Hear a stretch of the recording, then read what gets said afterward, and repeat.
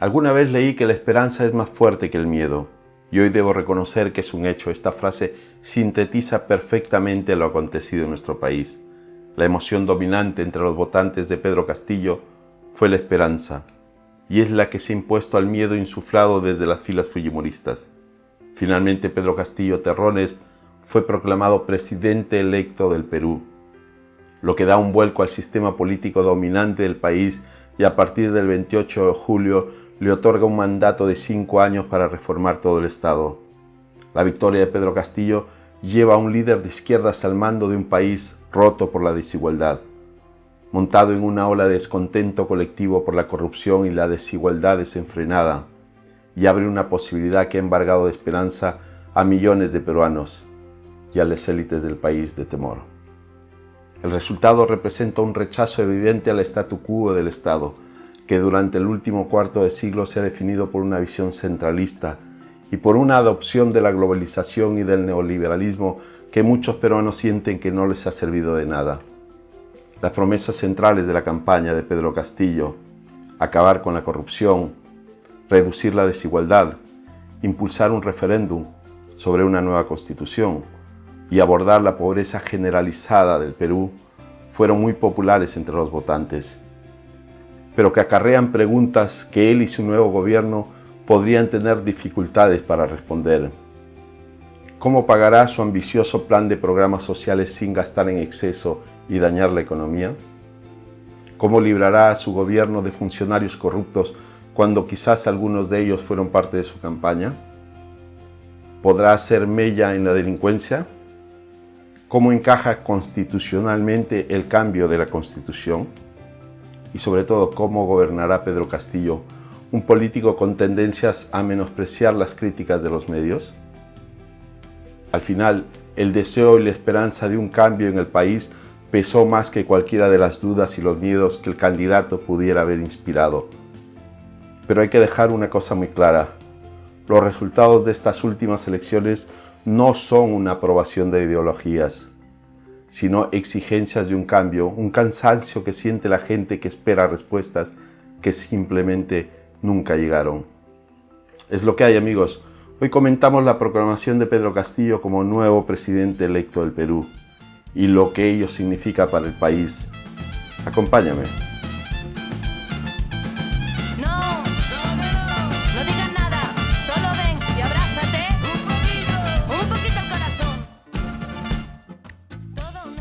Es tiempo de un cambio, es tiempo de ir con Pedro Castillo y ver qué pasa. Esto lo dijo Juan Guamán, un comerciante de 60 años de la capital, un bastión tradicional de los gobernantes de centro-derecha que han dominado la política en Perú durante prácticamente toda su vida. Esta será la primera vez que votaré por un político diferente, dijo Juan. En su primer intento por llegar a la presidencia, Pedro Castillo, de 51 años, ganó en las elecciones que todos han descrito como las más reñidas en la historia del Perú. Según los primeros resultados a pie de urnas de la segunda vuelta, empezó perdiendo en una larga noche, pero a medida que llegaban los resultados del interior del país, el panorama cambiaba. Por escasos más de 40.000 votos y después de semanas de un larguísimo proceso de resoluciones, de impugnaciones, finalmente ha sido proclamado presidente electo del Perú, Pedro Castillo, quien hizo una campaña con un acentuado discurso de cambio social. Dijo que pagaría esos programas con el dinero que el país ahorre al eliminar la corrupción y de los ingresos por la renegociación de contratos con multinacionales. Una cifra que ha ubicado en decenas de miles de millones de dólares y que algunos expertos dudan que llegue a materializarse. Realista o no, el atractivo de su mensaje está empapado de un nacionalismo económico que algunos temen que revertiría importantes avances logrados a lo largo de los últimos 25 años, pero que para otros es la gran esperanza de cambio. Se percibe a Castillo como un líder tempestuoso que está poco dispuesto a conceder una disputa política. Arremete contra sus enemigos y ve a los medios de comunicación con mucho recelo y en muchos casos con animadversión, y motivos la verdad no le faltan.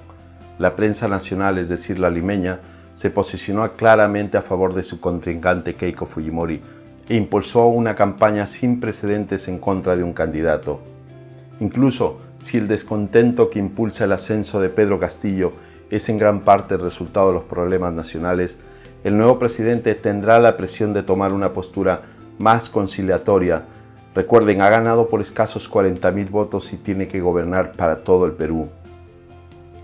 Pedro Castillo heredará una crisis sanitaria que ha desnudado la realidad sanitaria del país, una economía que se ha visto frenada por la pandemia. Y uno de sus mayores retos será convencer a los inversionistas extranjeros de que Perú se mantendrá dispuesto a hacer negocios.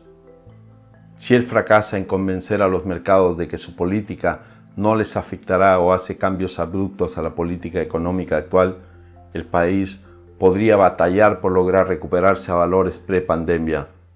Lo cierto es que millones de peruanos no han visto mejorar sus vidas bajo el modelo neoliberal de esos mercados.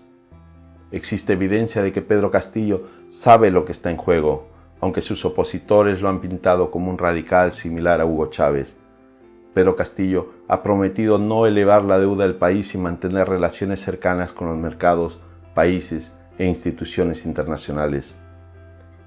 Escuché a alguien decir que Castillo gobernará a la comunidad empresarial con la mano derecha y a los sectores y programas sociales con la izquierda, y me pareció una frase muy acertada. Ha prometido él revisar los contratos de explotaciones mineras concedidas a firmas internacionales y respetar aquellos realizados de manera honesta, así como emprender medidas legales contra aquellos que no. Es posible que cese la licitación de nuevos contratos, lo que potencialmente pondrá la futura exploración y producción minera de Perú de nuevo en manos del Estado. A partir de ahí, no queda claro si Pedro Castillo entregará los derechos de vuelta a empresas estatales. Para muchos, el futuro de la industria minera del país ejemplifica la presidencia de Pedro Castillo. Incertidumbre para unos y esperanza para otros. A pesar de todo el discurso de cambio, a muchos les preocupa que su presidencia sea un regreso al pasado. En esa línea debemos reconocer que tiene un discurso similar al del presidente mexicano Andrés Manuel López Obrador en muchos aspectos, el cual expresaba su deseo de un cambio profundo, pacífico y radical que arrancaría de raíz el régimen corrupto de injusticias y privilegios. Una metamorfosis del cuerpo político en el que la soberanía vuelva a radicar en el pueblo, quien también no solo en el discurso de su campaña, sino en hechos ya en el gobierno, ha forzado a las empresas transnacionales a plegarse a sus condiciones mucho más justas para su país, algo que sin dudarlo le puede servir de precedentes a Castillo. A algunos les preocupa cómo será la relación de Pedro Castillo con la oposición, porque su personalidad impulsiva ha deleitado y preocupado a sus votantes. Castillo tiene antecedentes de ignorar a sus detractores o de atacarlos públicamente. Se refiere a la comunidad de las organizaciones sin fines de lucro, las ONGs, que han sido para muchos una fuerza para el cambio y la democracia, y para otros simples oportunistas de la situación, a los que Castillo llama caviars. Sobre el combate a la corrupción, el elemento que definió su campaña, pocos creen que será fácil abordar las complejas realidades de la corrupción sistemática. Eso podría causar que Pedro Castillo sea una continuación de la decepción a la que muchos votantes reaccionaron. El mayor problema son las expectativas que él ha construido.